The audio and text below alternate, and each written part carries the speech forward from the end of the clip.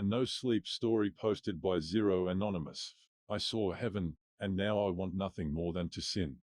For full context, I am a crime scene cleaner. I'm not normally allowed to discuss my work in any means, but it's more a risk of getting fired than it is any legal trouble, and I could not possibly care any less about getting fired at this point. I might quit, if anything.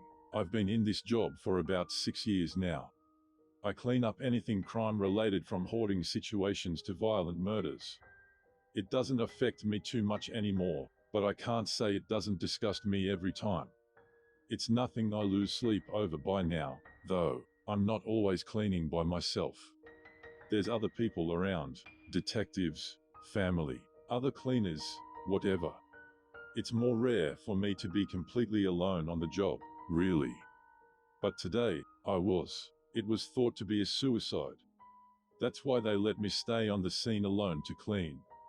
With murders and such, there's always detectives and police around, without fail. Today, I was by myself, save for the single police officer sitting a few rooms away going through all the notes the victim wrote to himself. The scene was as gross as I often deal with. Blood and dirty grey brain matter splattered out against the wall and floor. Tiny bone fragments from where he shot himself through the skull.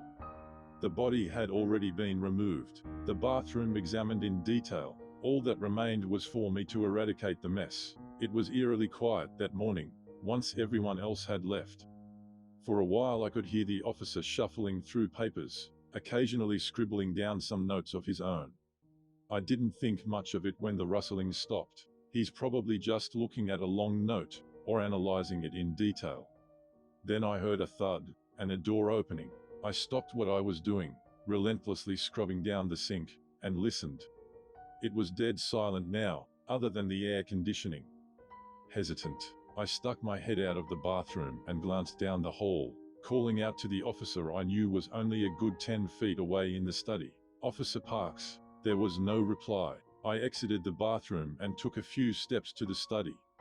The door was open, and as I leaned in, I saw Officer Parks sitting with his head on the desk. His back still rose and fell, telling me he was alive, but the shallow pace said it wasn't by much. Certainly not conscious. I thought about going in and shaking him, or just grabbing his radio and calling for backup, but my hands were under several layers of bloody gloves. So I started taking them off. When I noticed an unnatural smell, I didn't recognize what it was, but it certainly wasn't a normal house scent. It was some kind of gas. Definitely not about to take off my hazmat suit mask to investigate. I instead started to look for a source with the weak lead while still struggling my gloves off. Then I heard the footsteps. I couldn't turn all the way around in time. Cold metal slammed against my skull, and I was out with no second to spare. When I found my consciousness floating to the surface, I wasn't quite sure where I was. The ground my cheek was squished against did not feel like the hardwood floors of that house, or even the carpet in the study. It was soft, gentle, welcoming. I gathered my strength and breath, then lifted my head. In front of me was a wide, sprawling staircase. I couldn't bring myself to look up any further, so I reached up and placed one hand on the bottom step. It was cold. Moving my other hand forward to the second step, I began to pull myself to the top of the stairs. The process was slow, arduous, painful, but there was this undeniable voice in my head begging me to keep going up. Finally, one reach of my left hand seized nothing. I was at even ground. I continued to crawl forward until my hand scraped what seemed to be a fence. Using it as a ladder, I pulled myself to my feet, finally looking up at my surroundings. I did not stand on clouds, but rather, souls. They glowed gently beneath me, but quivered when I tried to step forward. The fence I leaned against was pearly white with quartz-like pillars that stretched beyond my eyesight. Dark veins ran through it, pulsing, as if the very material they were built from was alive. There was a heavy-looking lock on the gate that was marked with a strange symbol. It had no key or passcode. Just a small hole. I did not dare look beyond the gate yet. I turned my head a little more, looking for any sign of life. There was only a little lamp, sitting asleep in front of the gate. It was the purest white I'd ever seen. Slowly, I started towards it, falling to my knees next to the delicate sleeping lamb. My hand rested on its head almost instinctively. It did not move.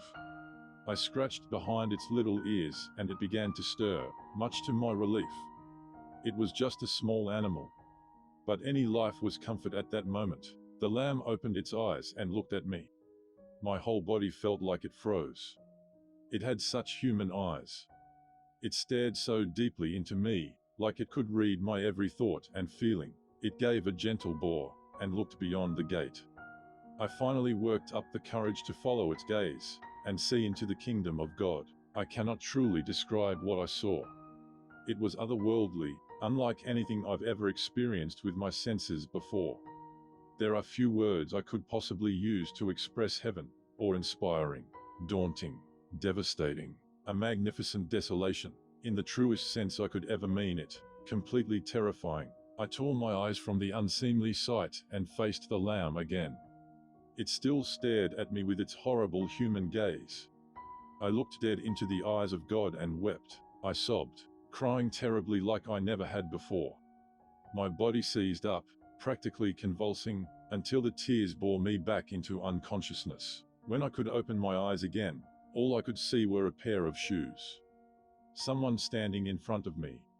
My vision was blurred, blood dripping into my eyes, but I could just barely make out the person walking away from me holding a metal mallet. He was tall and with slick black hair, and he turned to face me only once before walking out the back door.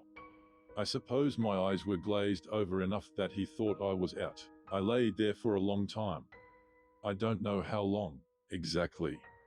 My head was brimming with thoughts I had never truly experienced.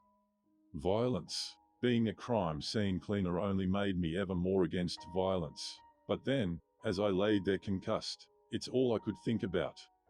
What it means to sin. I thought about this blurry man and his mallet. Whatever he had done to Officer Parks. What he may have done to the person whose body I had just been cleaning up. If he may come back, that was what did it.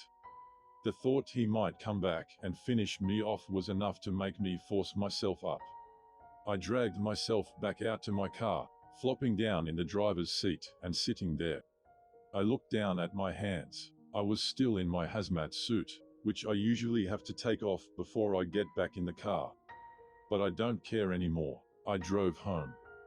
Definitely not my smartest idea, considering the throbbing pain in my head, but I returned to my apartment anyway. To be honest, I'm only writing this out because I've been trying to drive the thoughts away.